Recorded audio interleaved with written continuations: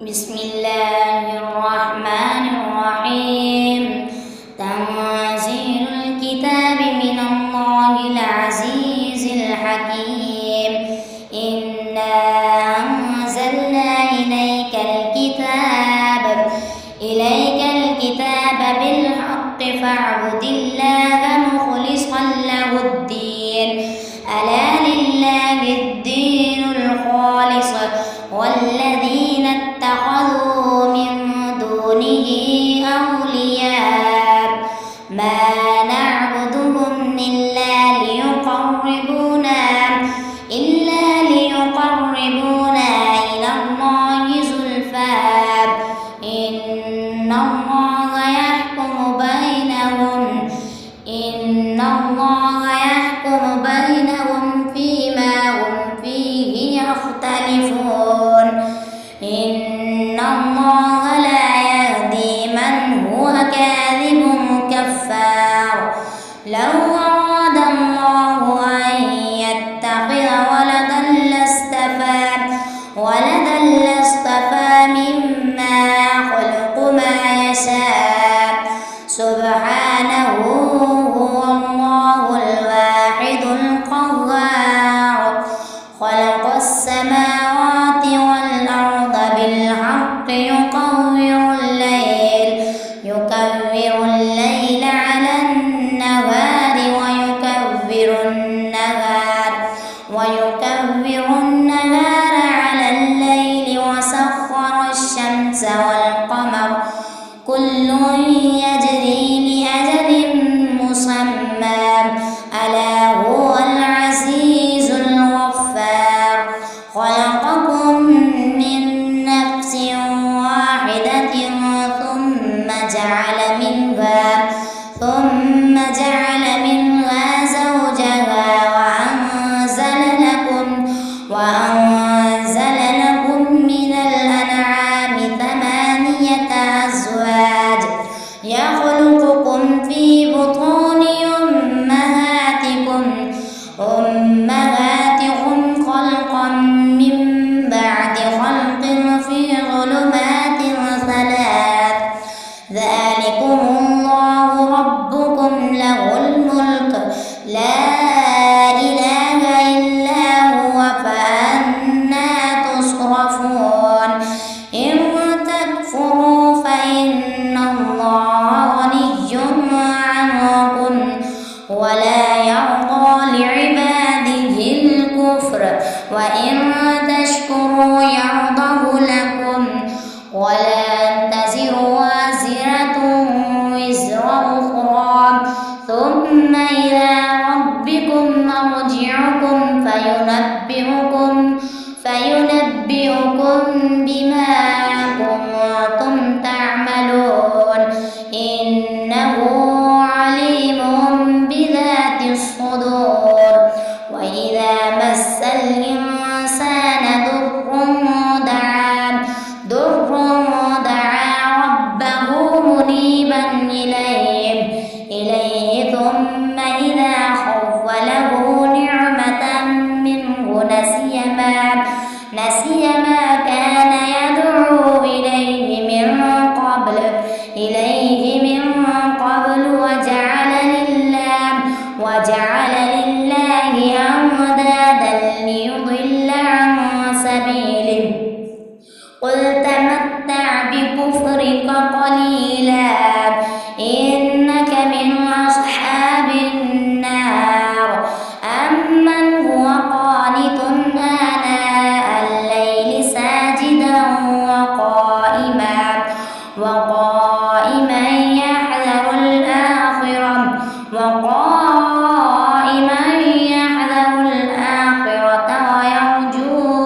ويرجو رحمة ربه. قل هل يستوي الذين يعلمون والذين لا يعلمون إنما يتذكر أولو الألباب. قل يا عبادي الذين آمنوا اتقوا ربكم للذين أحسنوا في هذه الدنيا حسنة وأرض الله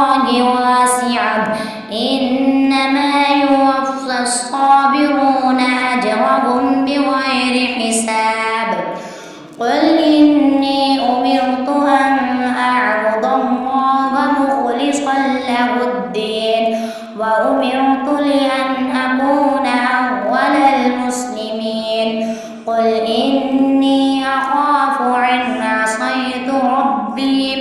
ربي عذاب يوم عظيم قل الله أعبد مخلصا له ديني فاعبدوا ما شئتم من دونه قل إن الخاسرين الذين خسروا أنفسهم وأهليهم يوم القيامة ألا ذلك هو الخسران المبين لهم من فوقهم ظلل من النار ومن تحتهم ظلل ذلك يخفف الله به عباده يا عباد فاتقون والذين اجتنبوا الطاغوت أن يعبدوها وأنابوا إلى الله لهم البشرى فبشر عباد الذين يستمعون القول فيتبعون أحسنه أولئك الذين هداهم الله وأولئك هم أولو الألباب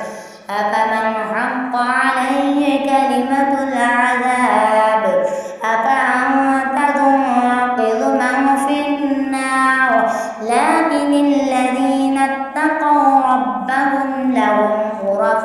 من فوقها غرف مبنية تجري من تحتها الأنهار وعد الله لا يخلف الله الميعاد ألم تر أن الله أنزل من السماء ماء فسلكه ينابيع في الأرض ثم يخرج به زرعا مختلفا ألوانه ثم يهيج فتراه مصفرا ثم يجعله حطاما إن في ذلك لذكرى لأولي الألباب أفمن شرح الله صدره للإسلام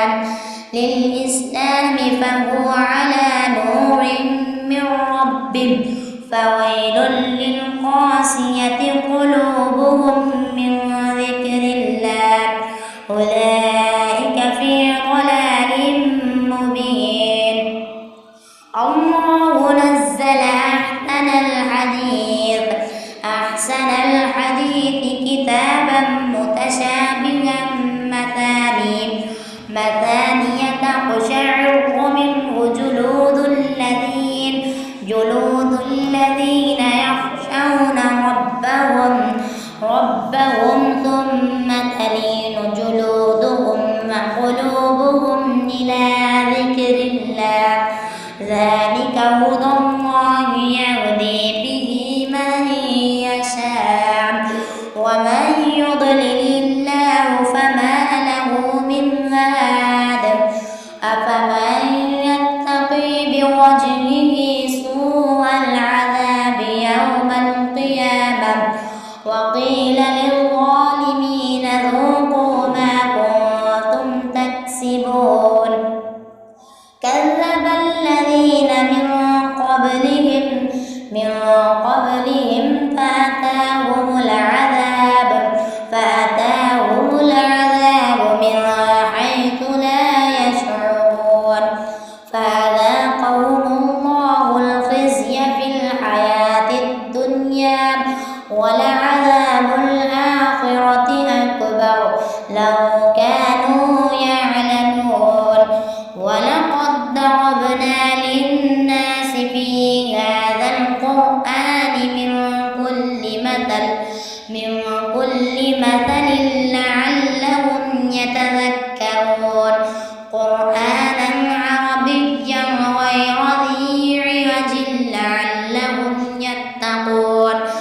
ضرب الله مثلا رجلا فيه شركاء متشاكسون ورجلا سلما لرجل هل يستويان مثلا الحمد لله بل أكثرهم لا يعلمون إنك ميت وإنهم ميتون ثم إنكم يوم القيامة عند ربكم تختصمون فمن أظلم ممن كذب على الله وكذب بالصدق إذ جاءه وليس في جهنم مثوى للكافرين والذي جاء بالصدق وصدق به أولئك هم المتقون لهم ما يشاءون عند ربهم ذلك جزاء المحسنين ليكفر الله عنهم أسوأ الذي عملوا ويجزيهم أجرهم بأحسن الذي كانوا يعملون أليس الله بكاف عبده ويخوفونك بالذين من دونه ومن يضلل الله فما له من هاد ومن يهد الله فما له من مضل أليس الله بعزيز ذي انتقام ولئن سألتهم من خلق السماوات والأرض ليقولن الله قل أفرأيتم ما تدعون من دون الله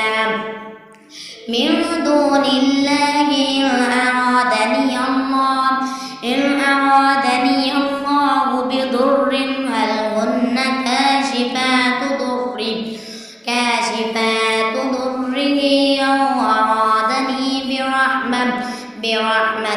هل هن ممسكات رحمته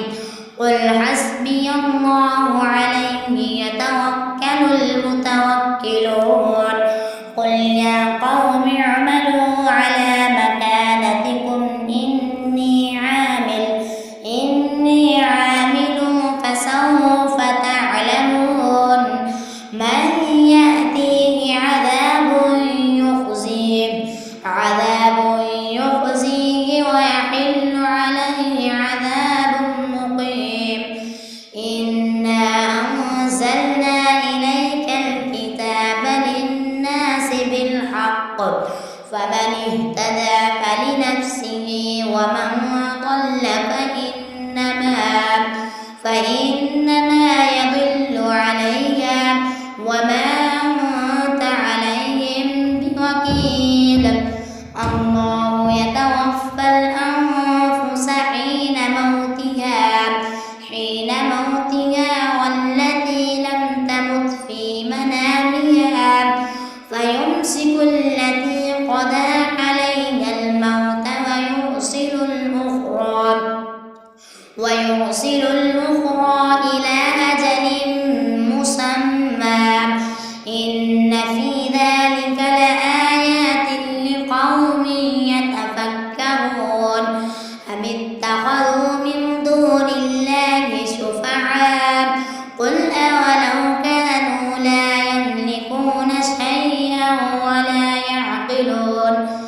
قل لله الشفاعة جميعا له ملك السماوات والأرض ثم إليه ترجعون وإذا ذكر الله وحده اشمأزت قلوب الذين لا يؤمنون بالآخرة وإذا ذكر الذين من دونه إذا هم يستبشرون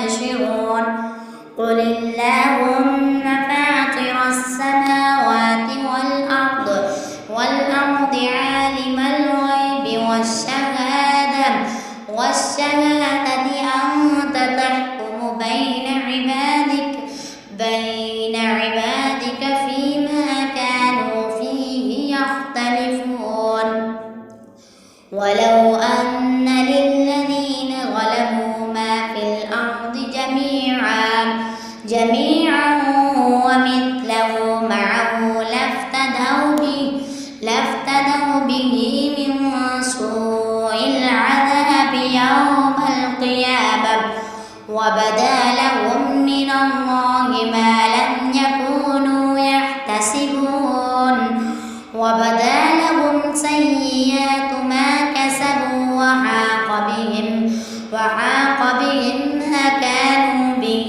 يستهزئون فإذا مس الإنسان ضر دعانا ثم إذا خولناه نعمة منا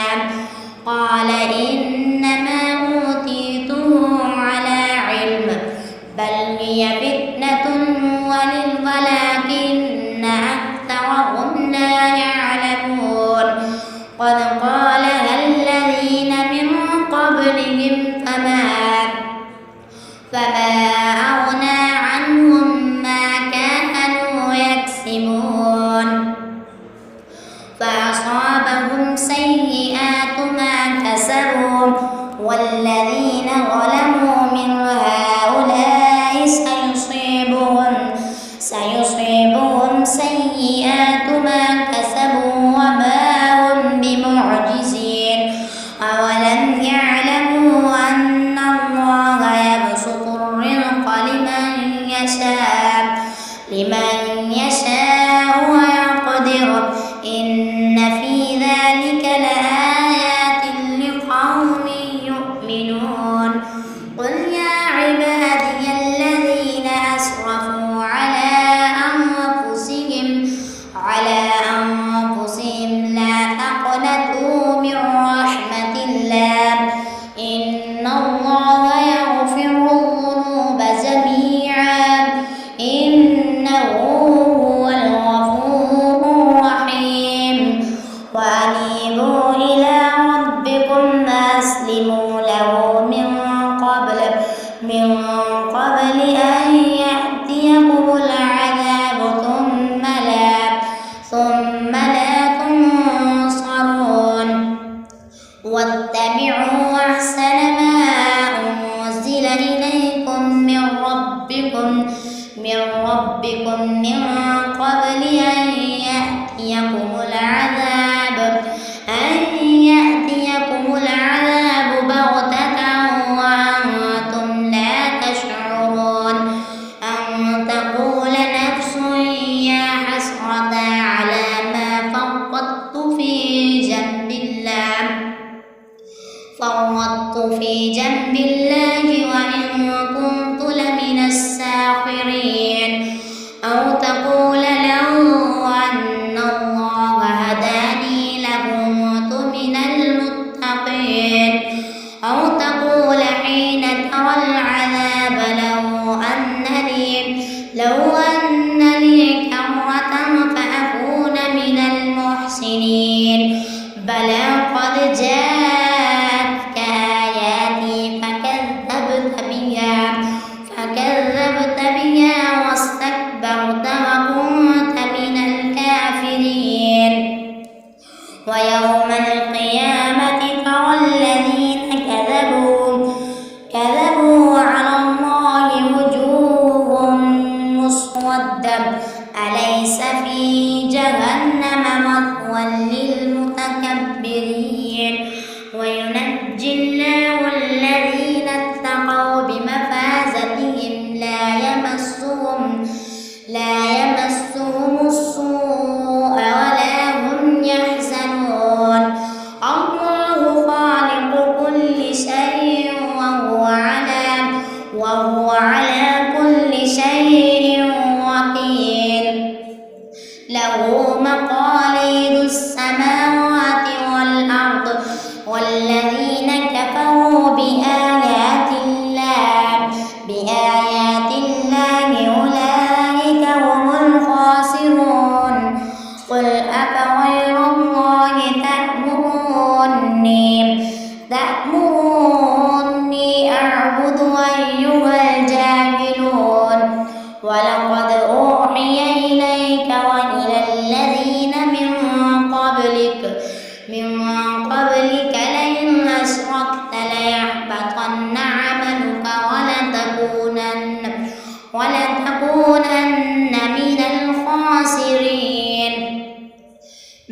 الله فاعبد وكن من الشاكرين وما قدروا الله حق قدره والأرض جميعا قبضته يوم القيامة والسماوات مطويات بيمينه سبحانه وتعالى عما يشركون ونفخ في الصور فصعق من في السماوات ومن في الأرض إلا من شاء الله ثم نفخ فيه أخرى فإذا هم قيام ينظرون وأشرقت الأرض بنور ربها ووضع الكتاب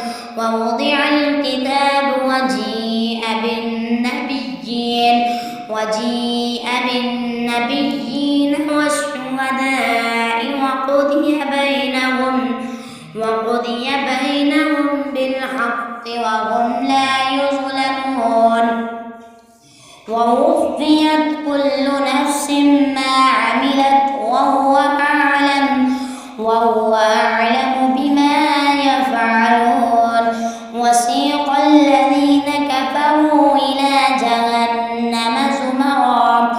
حتى إذا جاءوها فتحت أبوابها